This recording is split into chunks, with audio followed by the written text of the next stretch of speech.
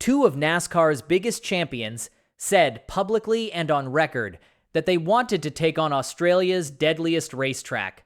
Both men signed the deals. Both men backed out before a single lap. What they were avoiding is a mountain road that has already killed 16 competitors with a concrete wall sitting close enough to touch.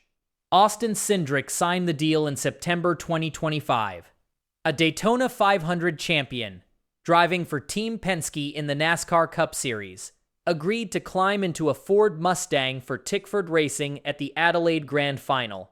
Around the same time, another NASCAR champion, Kyle Larson, had also agreed to a similar deal, this time with Premier Racing, planning to race a supercar as a wildcard entry at that same event. Before either of them, Kyle Busch had already signed on for the same challenge a year earlier, in 2024, with backing from 888 Race Engineering. All three men were reaching toward the same target, Mount Panorama Circuit, the mountain road outside Bathurst. New South Wales, widely considered the toughest test in Australian motorsport. Two of the three quit before they ever turned a wheel in competition. The third one went through with it, and the result told its own story. To understand why two NASCAR champions would sign contracts and then walk away, it helps to understand exactly what they were being asked to drive. Mount Panorama is not, for most of the year, a racetrack at all. It is a public road inside the town of Bathurst. Residents drive it home from work.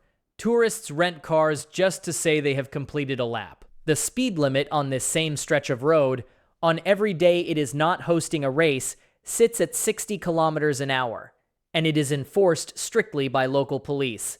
Then, for a handful of weeks each year, that same public road becomes one of the most demanding circuits on the planet. The numbers explain why. The lap measures 6.213 kilometers. It climbs and drops 174 meters between its highest and lowest points, with sections reaching a gradient as steep as 1 in 6. Since the circuit opened in 1938, 16 competitors have lost their lives racing there. That total includes Denny Hume, a Formula One world champion who suffered a fatal heart attack at the wheel during a race weekend decades into his career. The track was never built to be a racetrack. In the early 1930s, during the Great Depression, the mayor of Bathurst, Martin Griffin, proposed a scenic tourist road up the mountain overlooking the town. He framed the project as unemployment relief construction, which meant government funding was available. Engineers built each corner a little wider than the approved plans called for.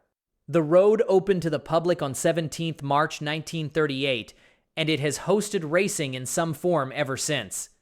It was designed for regular cars driving up and down a mountain, not for race cars pushing anywhere near their limits.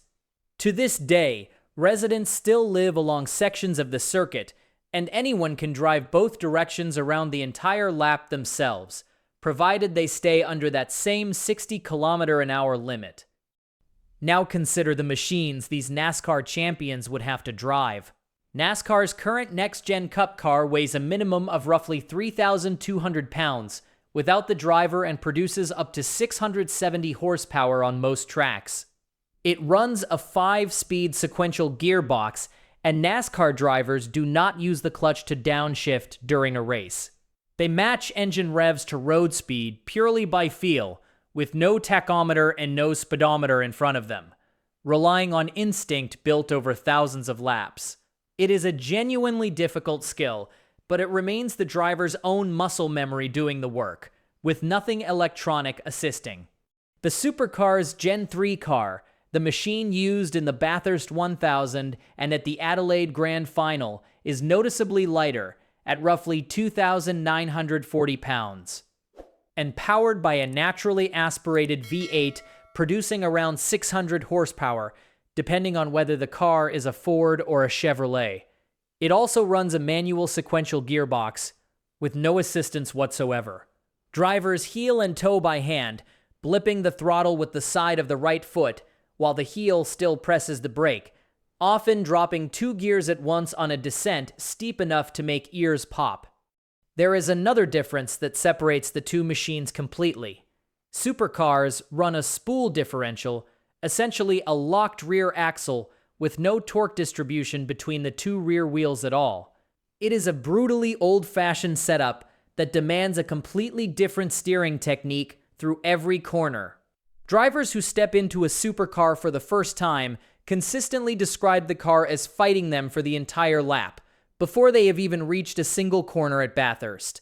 Get a downshift even slightly wrong in that car, and the rear tires can lock instantly. On a NASCAR oval, a spinning car usually finds gravel or grass. At Bathurst, a spinning car usually finds concrete. That difference in car design connects directly to the death toll on the mountain, and the corners each carry their own history. The cutting, a pair of tight left-handers leading into a steep exit, has claimed cars for decades, because the narrow space and steep gradient make it almost impossible to get moving forward again after a spin. In 2005, drivers Marcos Ambrose and Greg Murphy collided at this exact spot after neither would give way, partially blocking the entire circuit. McPhillamy Park is dangerous for a different reason.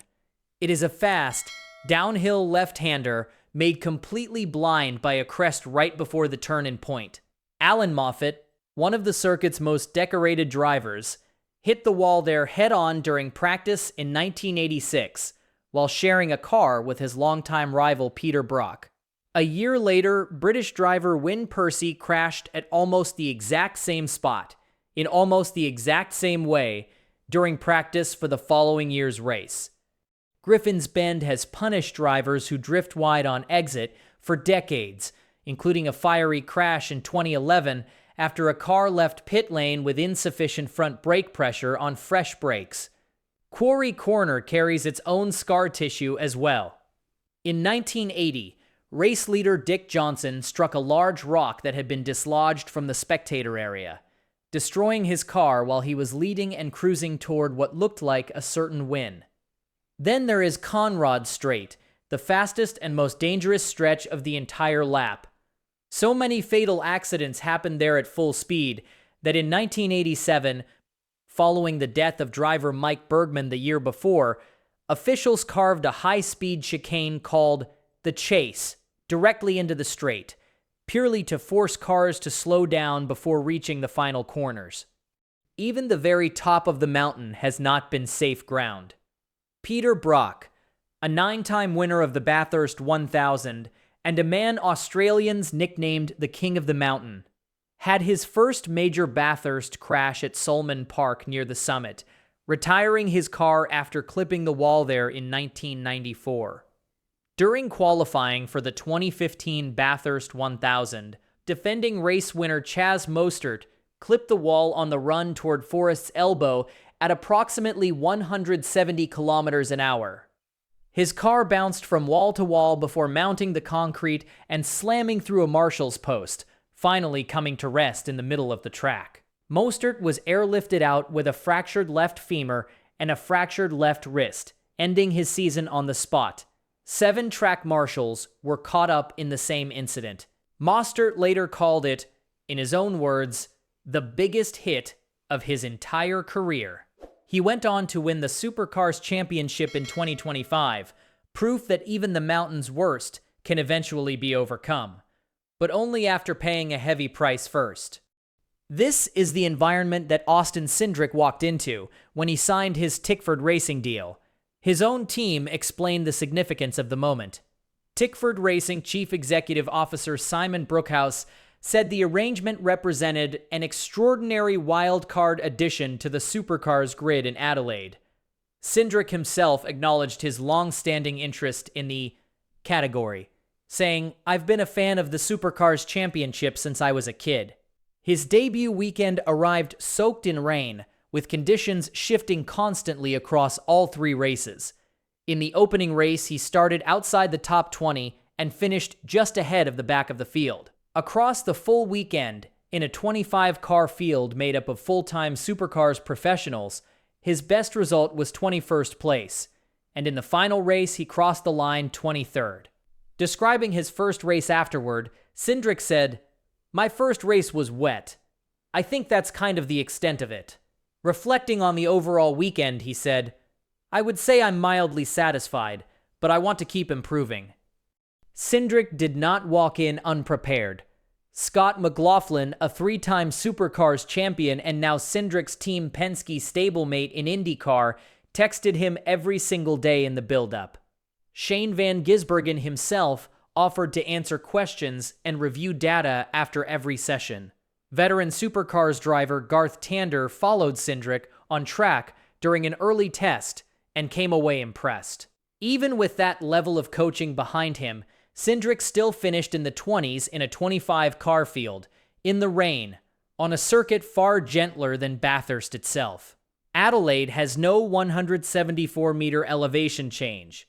It has no blind crest at McPhillamy Park. It has no adverse camber dragging the car sideways at Forest's Elbow. Adelaide is flat, tight, and comparatively forgiving by Bathurst standards, which makes the result even more telling, not less. That gap between the two forms of racing shows up in how each sport treats contact with the wall. In NASCAR, using the wall is a deliberate strategy. The bump and run is celebrated, and leaning on a rival's bumper to scrub off speed has been normal racecraft since the sport's earliest days. At Bathurst, that margin barely exists. The wall is not a tool a driver reaches for. It is a threat sitting a few feet away at all times. NASCAR cars are engineered with soft body construction specifically so they can absorb wall contact and keep racing. Supercars Gen 3 machines are built stiffer, closer to a genuine road-going sports car, precisely because contact is not supposed to happen in the first place.